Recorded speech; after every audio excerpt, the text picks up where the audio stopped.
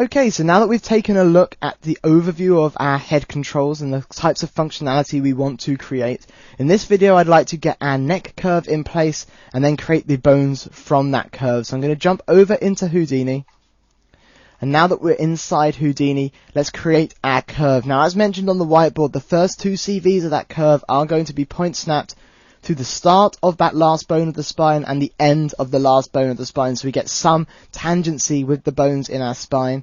From there, we're going to create two more points, one around the midpoint of the neck and one right up at the topmost pivot point of where your head kind of attaches to your neck, based around the jawline, just sort of underneath the ear. So we're going to create a curve that has 4 CVs. Now, of course, that curve, when we create bones from it, is going to be too long. We'll deal with that over the course of this video. We will be making sure the bone chain starts from the end of our spine, then adapting once we have a stretchy spline set up on our bone chain. We'll be adapting the length of the bones based on the fact that we know that we now have spine bone 5 as part of the length of that chain onto that curve. So let's jump over and to our Create tab, create a new curve. Now I want to point snap points on this curve, and I want to point snap them to our bones. So I'm going to turn off the visibility of nulls just for a second. I'm going to point snap, and I want to point snap to the start of that first, well, the topmost bone of the spine, then to the end of that bone on our spine. Fantastic. I can now turn off point snapping. Then I jump over into the side view with space 4 and turn on the visibility of our goblin to continue the creation of this curve. So I'm going to place the second point around the midpoint of the neck and the final point up underneath the ear. We can push enter to accept that. Before I do, let's make that a nerves curve, and then enter to accept that, and that will create, if I just undo, there we go, that will create our curve for us. So we can rename that curve to neck curve, and make sure that we turn off visibility and selectability of that curve. Now we have that curve, I want to create some bones from the curve, and I want to do that for the same reason as our spine, to make our orientation so that rotate X faces us in a side view. I actually need to create that with the bones from curve tool in a front view. So I'm going to jump into a front view with space 3, then jump over to the character tab, activate the bones from curve tool. Now I do want to make sure the chain name is set to neck, that our kinematics is set to follow curve, and that the number of bones that we are going to have in that chain is set to 3. So do make sure that you set up those parameters. Once you have those parameters in place, grab the neck curve and push enter to create our bones from that curve. I'm going to turn off selectability on all of those nodes. I'm going to turn off visibility on our neck root. I'm going to grab our bones and give them a yellowy orange node color. Now that we have that in place, let's move these all to a more appropriate area of the network. So I'm going to move them up around the top of our spine. And just as we did with our spine, I do want to make sure that these are organized going from the bottom of our neck to the top of our neck. So that means I need to reorganize these in the network going from bone 1 up to bone 3.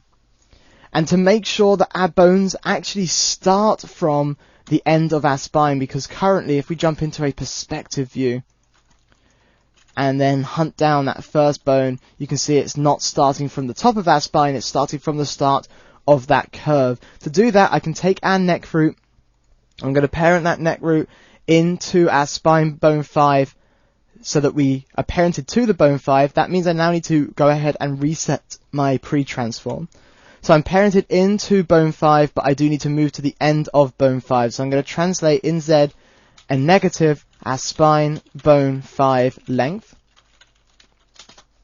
And that will move us to the end of that bone. Now again, our bones are currently too long for the curve. We're going to rectify that in a second. Before we do, I want to apply our stretchy spline tool to this bone chain, and that's going to create a number of controls. It's actually going to make everything look like it's broken in the network because of the way that we're going to have control objects and our bones parented into those control objects, but we're going to be able to clean up our network and clean up our scene once we've applied the tool. So let's jump over to the character rigging tab,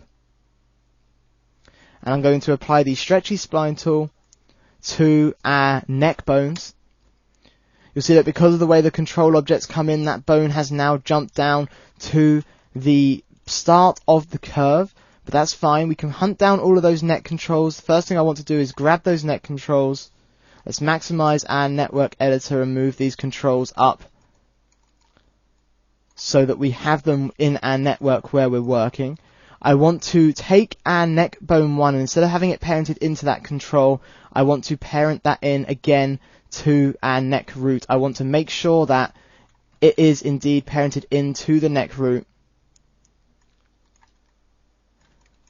And we will probably have to update our inverse kinematics to get that to jump back to, there we go, update our inverse kinematics by tweaking one of the control objects to get our bones rotations recalculated. So now that they're recalculated, let's take all of our controls, and I'm going to, whilst keeping position, unparent them from the fact that they're currently parented into the root of our bone chain. So now that we've got those in place, we need to go ahead and get them parented in to the correct locations. Now, control 2 and control 3 for the top of the curve, they're going to be parented into our head control once we have that in place. However, control 0 I want parented into bone 5, and control 1 I want parented into the end of bone 5. So I'm going to take control 0, whilst keep position when parenting, and parent that into spine bone 5. I'm going to take control 1, which I want to always sit at the end of spine bone 5, and I'm going to parent that into our neck root. We know that our neck root always sits at the end of spine bone 5. So we've got those two nodes, one parented into the spine bone itself, one parented into the neck root. Let's take those, turn off their visibility, turn off their selectability, and get rid of their node color. That means now that our curve will always have those last two CVs following the fifth bone in our spine.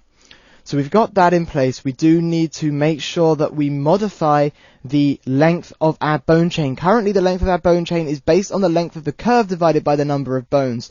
We know that we need to A, modify the length of our curve based on the fact that we need our master control scale to work and to be taken into account. We saw that when we were dealing with our spine. I also want to make sure that we subtract from whatever the result of that is the length of spine bone 5, because the length of spine bone 5 needs to be taken away from the length of our curve so that we actually find the remaining length of curve that we need to create. So I'm going to go ahead and jump inside our spine curve, and where we've got our 4 length calculations, I'm going to bring this up in an expression editor. And I am sorry, we wanted to actually jump down inside our neck curve. So jump inside our neck curve, and where we have 4 length calculations for the neck curve, bring this up in an expression editor. And I want to divide this by our master control scale. And we're going to take all of the result of that, and then I want to subtract from that our spine bone 5 to spine underscore bone 5, that bone's length. So after we've worked out the new scale corrected length of our curve, I then want to subtract whatever the length of spine bone 5 is, since I need to make sure that our bones indeed only make up for the other part of that curve and not for what spine bone 5 is already sitting on. So we've got that in place. Now we can go ahead and accept that, and that should now have shrunk our bones down and back down to, if we jump into a side view, you can see our bone chain is now the correct length. It's going from the top of our spine up to where we created the end of our curve, right underneath the ear. I do want to make sure that we obey the stretchy spine lock on our master control. To do that, I need to have reference to an original length of a bone.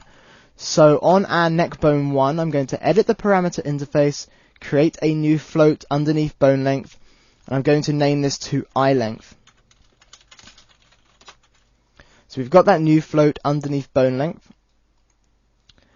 And if we go ahead and copy the current value for our bone length into eye length, that is going to be the initial length for our bone. Now that we have that, I'm going to bring up the expression editor on our bone length, and I want to make sure that this length divided by 3 is what we have when we're blended over to a value of 1 on that spine lock, but we have eye length when we're blended over to a value of 0 on the spine lock. So I'm going to take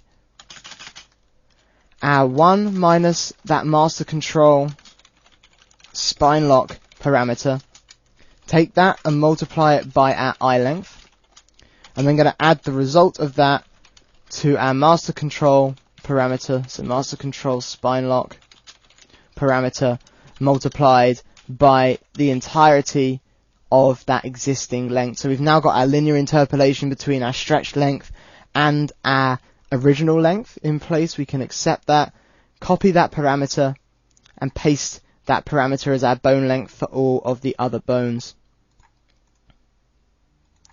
Fantastic.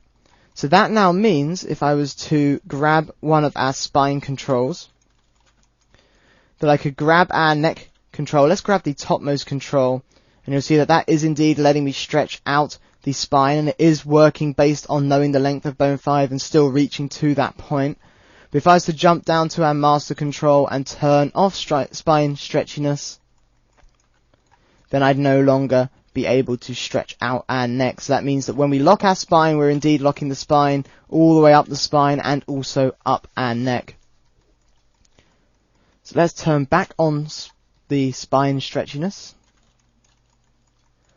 And let's take a quick look as well at how now these shoulder controls, if we turn on visibility of nulls, how the shoulder controls are controlling both our neck and our spine. So as we start changing that, you can see that they are indeed controlling our neck and our spine nicely. We could come in and rotate those and see that affecting our neck and our spine as well. So that is indeed all functioning correctly, and that's going to conclude this video where we set up our neck curve and our bones. We'll continue setting up our head controls in the next video. Thanks a lot, everyone.